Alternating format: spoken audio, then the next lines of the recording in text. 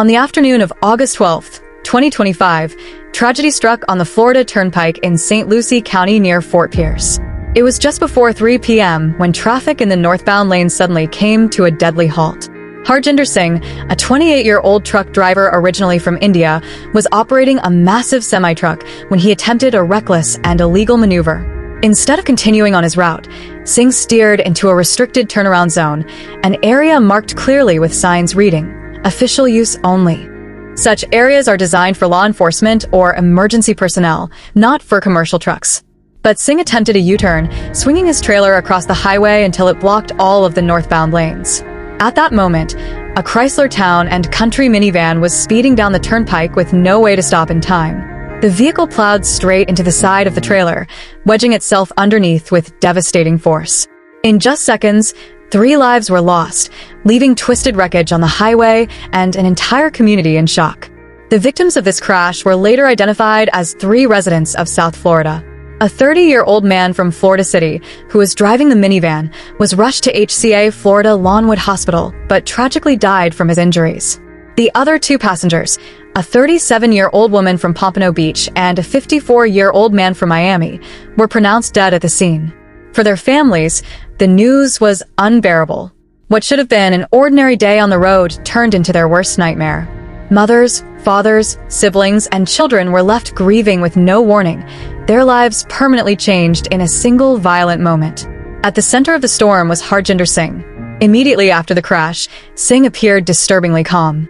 Dashcam footage from inside his truck showed him attempting the illegal U-turn and then, after the collision, calmly shutting off the engine and stepping out. Witnesses reported that he seemed almost unfazed, in stark contrast to the horror unfolding around him. That dashcam footage quickly spread online, drawing outrage from millions who questioned how a driver like Singh was even behind the wheel of a commercial truck in the United States. And as investigators dug deeper into his background, a troubling story emerged, one that sparked a national debate about immigration, law enforcement, and accountability.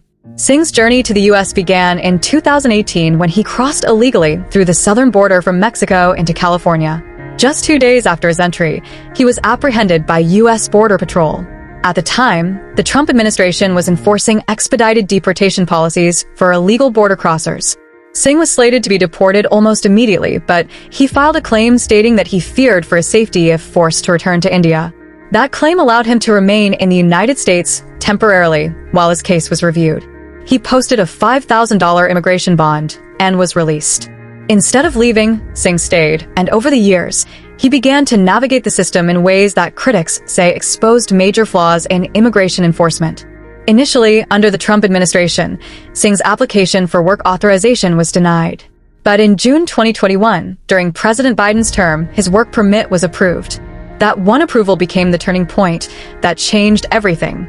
With legal work authorization in hand, Singh was able to apply for and receive a commercial driver's license in California.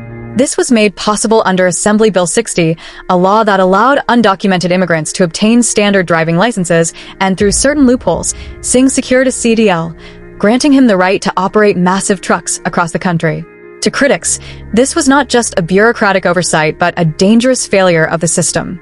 They argue that someone with a pending immigration case and a history of illegal entry should never have been entrusted with operating 18-wheelers on public highways. Now, after the Florida crash, Singh is facing 3 counts of vehicular homicide. Prosecutors in St. Lucie County say his reckless decision to perform an illegal U-turn directly caused the deaths of 3 innocent people. Alongside the criminal charges, Singh faces immigration consequences as well. ICE has issued a detainer, meaning that once Florida courts are finished with him, he will be handed over to federal immigration authorities for likely deportation back to India. But for many Americans, the question remains, how did Singh stay in the country long enough to cause this tragedy in the first place? The political fallout has been fierce.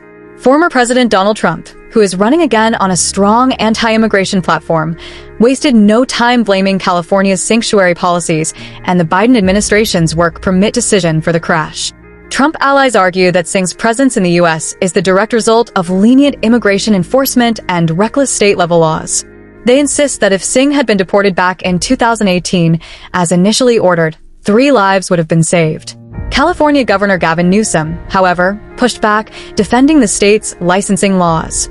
Newsom's administration argued that licenses for undocumented immigrants actually improve safety because they require drivers to pass written and road tests, carry insurance, and be entered into DMV records. But in Singh's case, that argument has little weight for grieving families who lost loved ones to his actions. This case has also reignited national conversations about the balance between compassion and security in immigration policy. On one hand, Singh claimed fear of returning to India, a plea that allowed him to avoid immediate deportation. On the other, his reckless driving decision took 3 innocent lives. For critics, it symbolizes a system that prioritizes loopholes over safety. For immigration advocates, it raises questions about whether one man's actions should define policies affecting millions. The tension between these two perspectives has turned the Florida crash into more than just a traffic accident. It has become a symbol of America's deeply divided immigration debate. But Singh's past contains even more controversy. Reports have surfaced suggesting that he may have been involved in a separate incident in 2019 when a truck allegedly driven by him collapsed an 88-year-old bridge in Arkansas by carrying a load far heavier than the 6-ton weight limit. While not definitively confirmed, the possibility that he was responsible adds another layer to concerns about his fitness as a commercial driver. Whether or not that connection is proven, the very fact that his name has appeared in multiple serious accidents has fueled public anger. Meanwhile, families of the victims are left to pick up the pieces. For them, this is not about politics or immigration laws. It is about the human cost of losing loved ones so suddenly and violently. Funerals are being planned, and communities are rallying around those left behind. For every headline about Singh's immigration history or California's licensing laws, there is a grieving parent, child, or spouse asking why their loved one had to die. Their voices serve as a reminder that beyond policy debates, real lives are at stake. As the trial approaches, Singh's legal team is expected to argue that while the U-turn was reckless, it was not intentional and therefore should not be treated as homicide. Prosecutors, however, are determined to prove that his actions showed a willful disregard for human life. If convicted, Singh could face decades in prison before being deported. Either way, his case will remain a national flashpoint. The Florida Turnpike crash is more than just a story about a truck accident. It is a story about how immigration enforcement intersects with public safety, how state and federal policies can collide, and how one man's decisions can ripple outward into tragedy and political firestorms. Harjinder Singh may stand alone in the courtroom, but the questions raised by his case are far bigger than him. Should undocumented immigrants be allowed to obtain licenses? Should fear-based asylum claims be enough to delay deportation? And who bears responsibility when such individuals go on to cause harm? As this story unfolds, Americans are watching closely. For some, it represents the dangers of a broken immigration system. For others, it highlights the need for comprehensive reform rather than blame. But for the families of the 3 innocent people killed that day, the debates mean little compared to the loss they now carry for the rest of their lives. Their pain, their grief, and their unanswered questions will remain long after the political shouting fades. And in that way, this case is not just a legal or political battle. It is a human tragedy that demands both justice and reflection.